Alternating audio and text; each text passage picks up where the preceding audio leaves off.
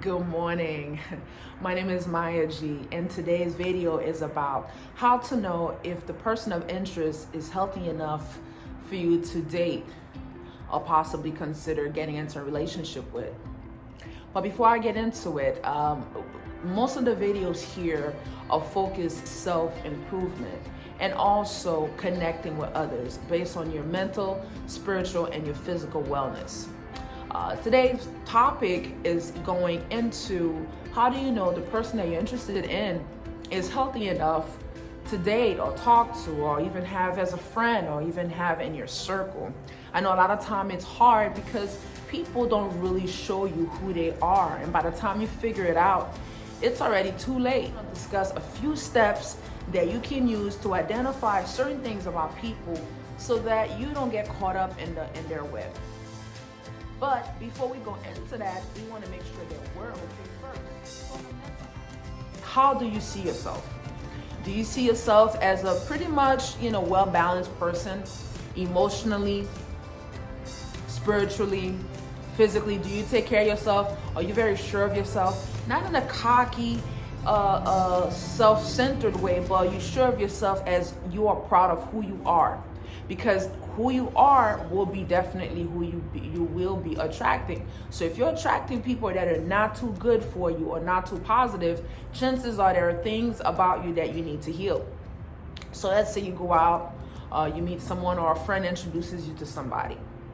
First thing you want to know about them is, what they do for a living, what they love to do for fun, how long they've been in the area, basic stuff.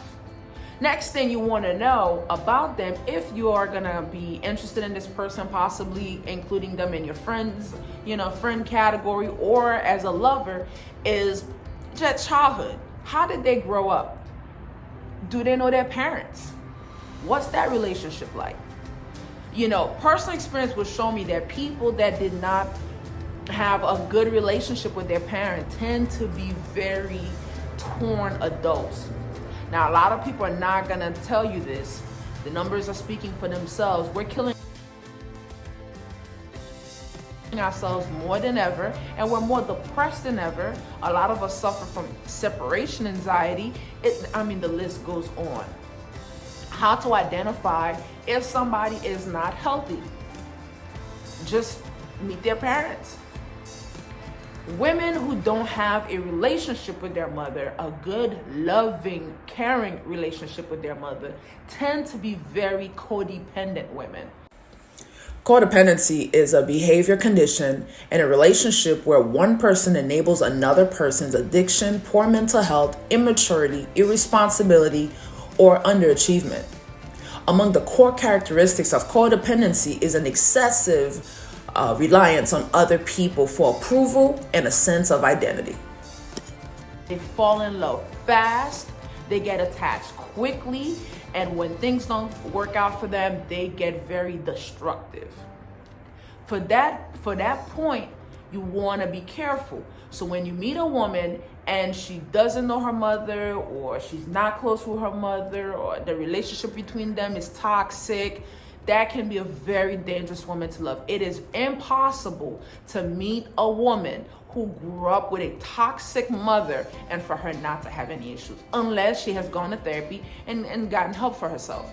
And I know everybody get upset and say, oh, Maya, you've gone too far. But the reality is some of us don't know. Some of us are so innocent to the fact that there are people out here with real struggles that we don't care to identify those things. So we brush those things under the rug. But we need to address people that grew up with parents that were toxic. Toxic in a sense that either they didn't show them love, so now you have adults that are seeking approval from everybody, that are codependent, that have the wrong idea what love is, completely destructive people. And they don't know they're destructive because that's all they know. And you don't know what you don't know. And that's the fact. That's on the mental aspect. Now, next thing to also look at, men who don't have a real good relationship with their fathers. Men who didn't grow up with their fathers. Now, I know a lot of mothers did a very good job at raising their sons, but a man still needs his father. It's just that simple. And if he doesn't have that figure in his life, it's going to be very hard for him to understand how to stand in his power. So when he doesn't know how to stand in his power, he can't be the head of house when he gets with a woman. It's hard because he doesn't know how to do it. He didn't learn it from anybody else. Yeah, there's videos that you can watch. Yeah, there's a lot of other things. The uncle could have been there, brother could have been there. But the reality is a lot of these men are suffering. A lot of men are suffering. And that relationship has to do with the fact that a lot of men don't have a relationship with their fathers, so they don't know how to be men. So when they get with a woman, they're either gonna play mom in a heterosexual relationship. They're gonna be bringing in what mom taught them, or they're gonna be completely emotionally blocked off, or they're gonna be running the streets because that's all they know. So it's very important when you meet people for you to know where are their parents in their lives, because if the parents are not present, or the parents were absent, or the parents were not emotionally available when they were growing up, chances are they're gonna be showing up the same way, because what? We repeat what we see. It's just default. The subconscious records the first 7 years of your life. The first 7 years of your life is what your subconscious records to be the norm for the rest of your life. So unless you're doing some real work, unless you've gone for therapy, unless you've really honed down and decided that you're gonna do better than your parents, you pretty much are gonna be repeating the same messed up lifestyle. So that's on the mindful part of it, on how to know if the person that you're meeting is either healthy enough to be with, or if they are toxic.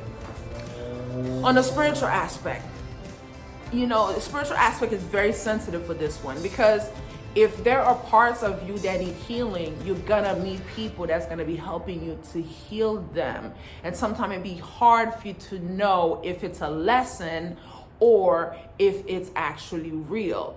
So on the spiritual aspect, unfortunately with this one, I'm gonna have to say to trust your intuition if you yourself already healed. Because if you're not healed, then what can seem to be spiritual intuition can actually be paranoia. Okay, so I'm gonna leave that one there, because that's one of those things that it's a spiritual growth for you to be able to identify whether or not you're learning a lesson or this is actually love, and on the other side the person may be dealing with an issue. But like I said, if you meet their family or you hear about how they cope with growing up, if it was a happy home or if it wasn't a happy home, did they get therapy, they did not get therapy, you'll know based on how they're showing up. Are they loving? Are they emotionally unavailable? Are they loving? Are they falling in love quickly? Are they not falling in love but don't want to let you go?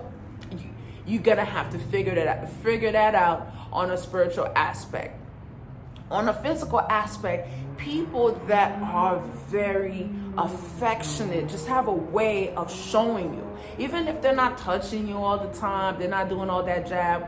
They just have a way of just caring, of just thinking, oh, look at this. I think they might like that. They'll get that for you. Or, oh man, it's midday. Let me check in on how you doing. I miss you. They just have a way of showing up. And if somebody you're dealing with doesn't show up, you don't feel fulfilled as a friend. If you have a friend that just takes and never give back, chances are there are some issues going on with that friend. And depending on your relationship with them, you may want to talk about it. And if your relationship is really not that great, you may just want to walk away from them. If it's a lover, you might want to, have a conversation about that. Remember, you can't change people for who they are. And always remember, how they treat you in the beginning sets the tone on how they're going to be with you. So if how they treat you in the beginning is too intense, not enough, just plain old bad, just understand that that's what you have to look forward to. Now, again, I repeat, if somebody is going through the process and they're fixing themselves, this does not apply. This is for people that are growing into adulthood, completely denying the fact that there are issues about them which needs some real addressing. In closing, this message is really for us to know how to identify people when they come into our lives. The 3 ways, which is always going to be mental, spiritual, and physical. My name is Maya G. I hope you enjoyed my message today. And if you did, be sure to subscribe. Share this message with everybody you know. New year, 2020. It's a really, really conscious movement year. I hope this year you save some time, some space to connect with yourself so you can connect on deeper levels with others. It's been my pleasure serving you. You guys have a wonderful day. And remember, I love you.